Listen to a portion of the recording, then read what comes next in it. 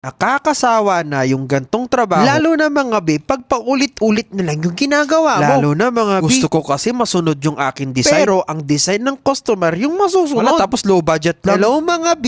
Ako nga pala si Komi. Ang inyong masayaing florista dito sa Saudi Arabia. And for today's Bulaklak serye, nakakatamad niyang gawin itong ating arrangement. Ito mga B. Kasi nga, hindi ko na naman magagamit yung Art Angel natin. Pero syempre, I will try.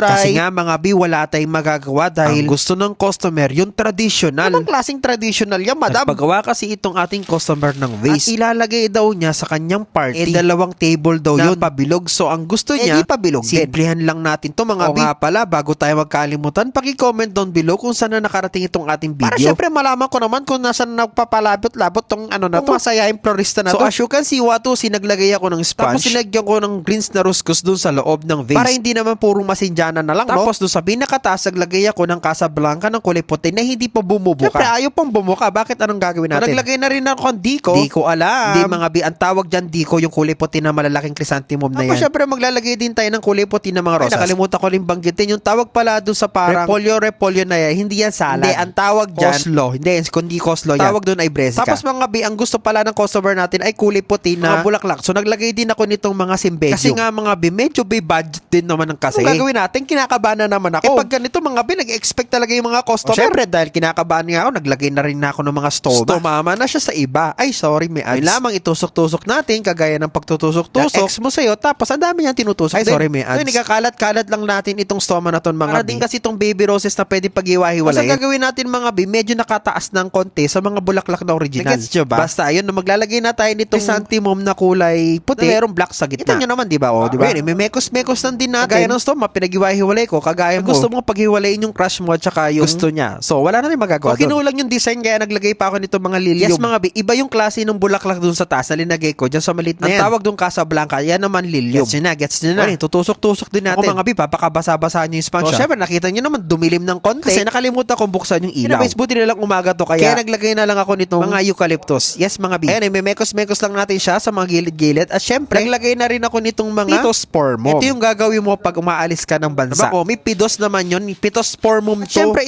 spray na rin natin para maging fresh itong ating design. Eko mga B, para maging fresh ka, spray mo din yung sarili mo. Pero nagmumukha kang pawisan. Ay, sorry, Mats. Ito na nga mga B, ang ating finished product na double big white flower arrangement. Yes, mga B, tuwang-tuwa yung ating customer. Apakalaki naman kasi ng budget. Kahit hindi natin execute yung gusto natin design, maganda rin naman pala yung kinalabasan. So, kung nagandaan po ba kayo, comment down below. Siyempre, mag-share ng ating video because the more sharing is the more blessing sa katapusan. O, mag-share na. Baka magka-blessing ka sa katapusan. Tapos mga B, mag-like, mag-follow at mag-subscribe para sa mas marami pang mga Bulaklak serye natin sa inyo ng one and only na masayaing florista dito sa Saudi Arabia. Siyempre mga B, walang iba kundi ang inyong si Komi. So, para ba yung mga B, kita-kits!